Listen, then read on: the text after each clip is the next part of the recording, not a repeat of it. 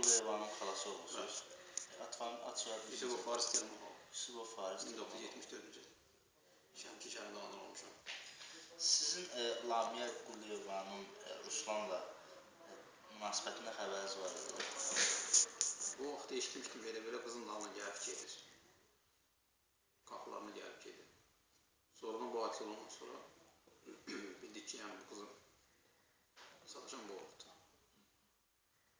Yəni orada Ruslanın Lamiyə təcavüzlə bağlı siz hadisədən sonra bildiniz yoxsa? Mən hadisədən sonra bilmişdim, bəli. Hadisədən sonra bilmişdim. Sizin özünüz də həbs eləmişdiniz? Bizim özümüz, məni 2003-cü ilin mayın 11-i günüydü, məni izahata çağırdılar ki, siz Lamiyyədə necə qolmuşsunuz, dedim xalamız. Ben bu qardan dedim, bu xalamızın nişanlısıdır. Bu vaxtda bir də izahata alıra bıraxdılar. Təzədən yenə mayın 14-ü idi, yenə çağırdılar ki, Şəmkin polis şöbəsində. Belə bir iş var, sən xalamızla sataşsın. Dedim, xalamızın buradadır, burada deyil. Dedim, burada dedim, gətir məni üzləşdirin. Ona dedi ki, üzləşdirək. Nəsə belə bıraxdılar. Sonra da bu qardan münasibətimizi aldılar. Nəzər münasibətimizi alıb dedim ki, salam ölüşkü, yeri kimi, rayonu kimi, yəni salam ölüşkü olub. Sonradan getmişəm, xalamızın nişanlısı olub. Ondan sonra mayın 29-u günü məni çağırdılar, həbs elədilər. Həbs elədilər, saldılar ki, şöbənin kepəcəsini. Sizə nə ittiham irəlisindilər? O vaxtı ilk ittiham ki, polisin çağırışına gəlməmişəm. Bu ittihamla 5 sutka iş vermişdilər. Sonra mayın 29-undan 5 sutka sonra iyun 23-də sanksiya verdilər. 25 gün mən əsaslı saxlayırlar kepezdə. Şəmkərayə polis şöbəsində 25 gün. Mayın 29 tutulmuşam, iyun 22-də sanksiya verdilər.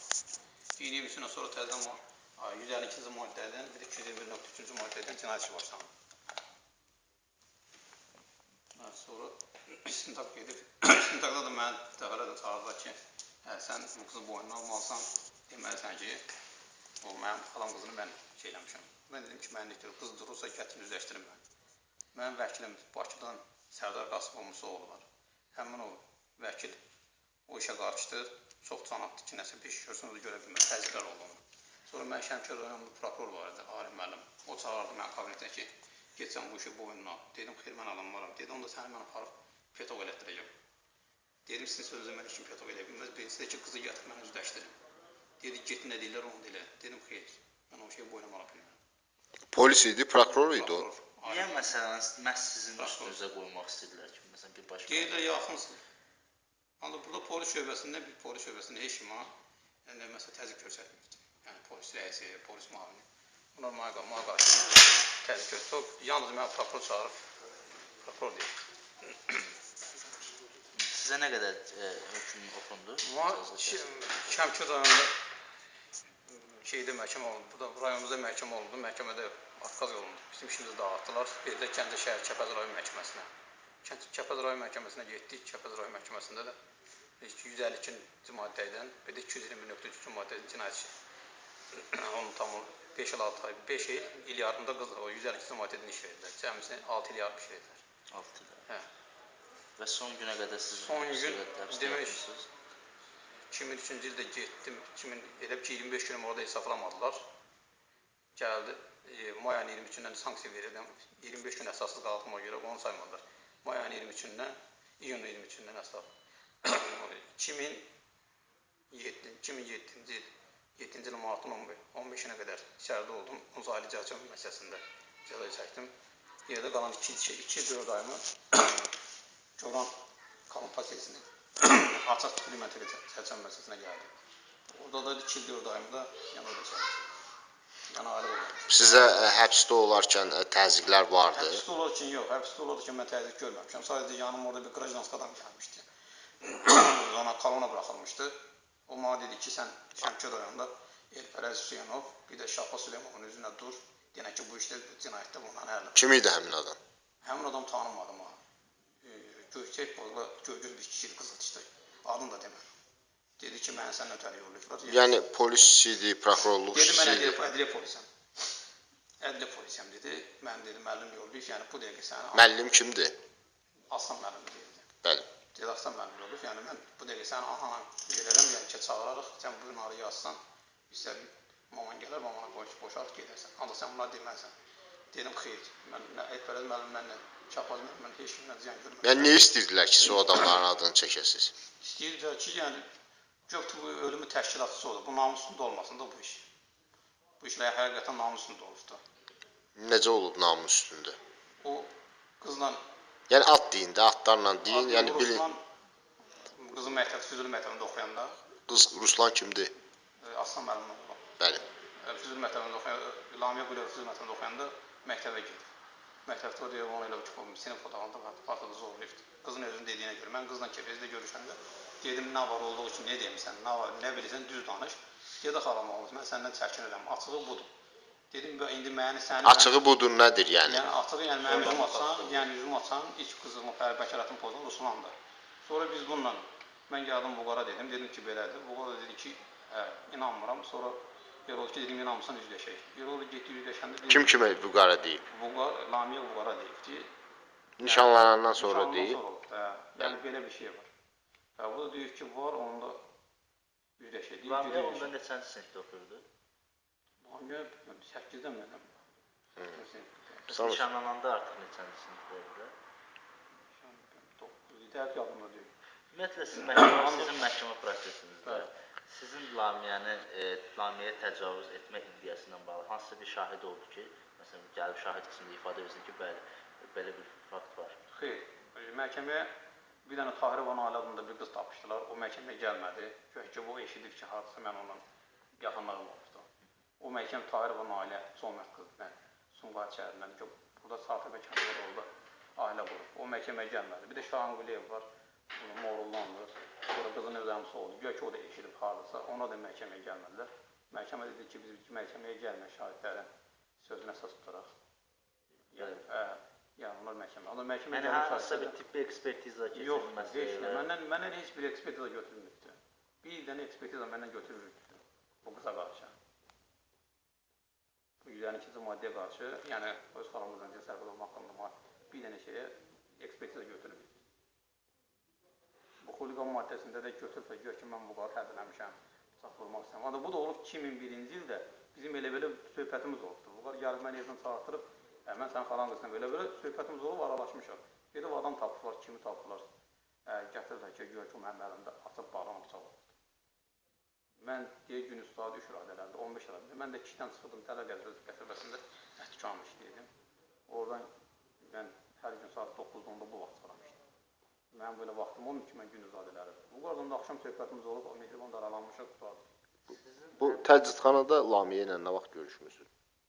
Təcridxanada? Bəli. Təcridxanada Lamiyə sentyabr ayında məhkəmədə görüşmüşük. Hansı məhkəmə idi? Kəpəz rayon məhkəməsi. Kəpəz rayon məhkəməsi. Kəpəz rayon məhkəməsi, Həsən müəllim. Lamiyə orada nə dedi sizə? Lamiyə dedi ki, bununla bizim aramızda bacı-qardaş münasibəti var. Bəs Bu mənim namusumu çəkən bir oğlan. onun zorlanması ilə bağlı nə dedi? Onu o dedi ki, məni zorlayan Aslanov, Ruslan olub, mən də onu öldürmüşəm. Yəni, niyə görə öldürüb onu? Yəni, o mənim namusuma toxunmuşdu, ona görə də mən onu öldürmüşəm. Yəni, o tək boyunca deyir, hamısını deyirdi, mən eləmişəm. Mən bıçağı mən vurmuşam. Orada bu qarın adını çəkmir. deyirdi ki, neçə? Bu qarın adını çəkmir, deyirdi, mən eləmişəm. Neçə bıçaq vurdığını deyir? deyir? Mən 2 dənə bıçaq vurmuşam arxadan, çiyinlə. Ona görə də bu qarı orada bir şey oldu. Sizin bu azad olunandan sonra bir xəstəlik falan varmı? Bəli. Qaraciyarımın kepasiti var. Deməli, dişimi çəkdilər, o gecə. Ağaciyarımda problem var, boğulan. Qaraciyar bu xəstələr üçün. Həbsdən sonra sizə təzyiqlər olub? Həbsdən sonra olmuyor. Həbsdən sonra yox. Həbsdən sonra görməmişim təzyiq.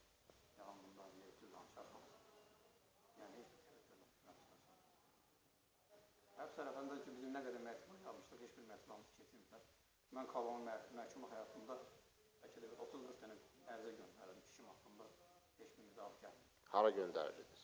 Azərbaycan Respublikasının prezidentinə, baş prokuroruna, Milli Təhlükəsizlik Nazirliyinə, ondan sonra insan haqlarını ombudsmana göndərirkən, ancaq bilməyib, bir dənə cavab gəlmir. 4-2 aydan sonra anam gəlib, kalon rəhbərinə şikayət edir ki, mənim oğlum nəyə görə kalonu saxlayırsınız? Onun 3-də 1 keçir, 3-də 2-də keçir, haqdan onsuz bu adam içərdədir. O sonradan deyir ki, general baxımı, general Nazim Ələkbarov. Nazim Ələkbarov məktəb yazandan sonra general mənə buraxdı. Ki, gedin. Onun vaxtı çalışsam, abi şöynəsi yox, sonra buraxın. Ondan sonra nə demək istəyirdiniz bax indi? Nə demək istədiyim o ki, yəni haqq ədalətini tapsın. Yəni mənim heç nədən cəza çəkmişəm. 6 il 6 ay. Yəni bir belə mənim evim eşiyim çox şeydən satılıb. Yəni bu dəqiqə mənim adıma heç nə yoxdur. Evlənmişəm. Hamıdan geri düşmüşəm bir sözlə. Yəni cavan ömrüm gedir. Mənim uşaqlarım 11-də oxumaz, mənim uşağım 3 yaşı var. 25 yaşı var. Yəni geri düşməyəm bu. Nə istəyirdiniz? Baxın, nə olsun, nələr dəyişsin?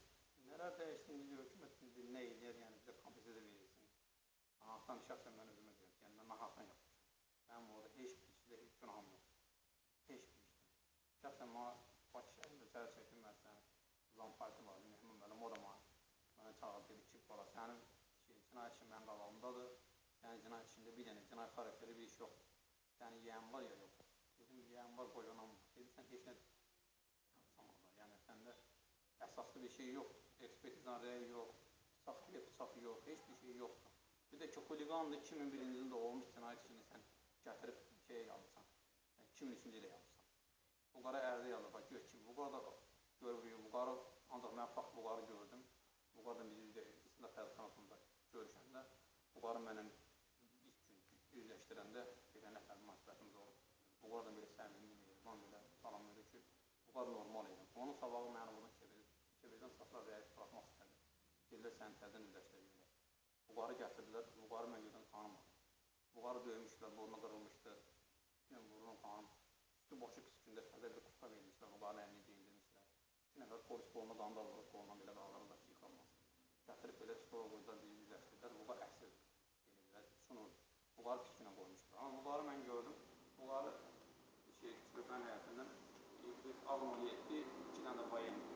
Ona qoydum, mən kameradan qalanda pəncərədən baxırdım. Vüqarı 2 də bizim açan kefirdə var, sahib məsələn. O gəldi, Vüqarı qandal qoluna taxdı, hərrəd kefirdən içindən. Vüqarı 2 dənə hərbi şey verdi. Biri hündür, qara bir bozuldu, bir bayan var. Onun qandalını bayanın qoluna bağladılar, ağ-17, şöbədən çarplar apardılar. Sonradan Vüqarı qaydanda o sıfatda qayıtmışdı, pis gündə qayıtmışdı. Yəni o sonradan Vüqarı məcbur edirdilər ki, sizin əleyhinizə ifadə versin. Vüqarı gəldi orada mənə dedi ki, bu Fariz, məni öyrədirlər, ağzıma tapanda soxulur, aslan ki, get Farizin üzünə durmalısın. Farizin üzünə durmalısın, tutulmalıdır. Ancaq Vüqarı mən gününü gördüm, yəni həqiqətən orada mən də olsam kim üzünə dura bilərdim. Yəni Vüqarı o dünya. Yəni insan o dünya apardı. Yəni Vüqarı pis deyildi, yəni Bugün Vüqarın günahı var, həbsdə olaraq. Bu gün günahı var deyəndə, yəni ona bir hökumət araşdırır, nədir? Ancaq belə Vüqarı ömrü iş düşmürdü. Vüqarı ömrü iş, cinayətdə bir yerdə olursa da aydın məsələdir, yəni indi cinayətdə bir yerdə olur, ancaq belə ömrü yox iş yoxdur.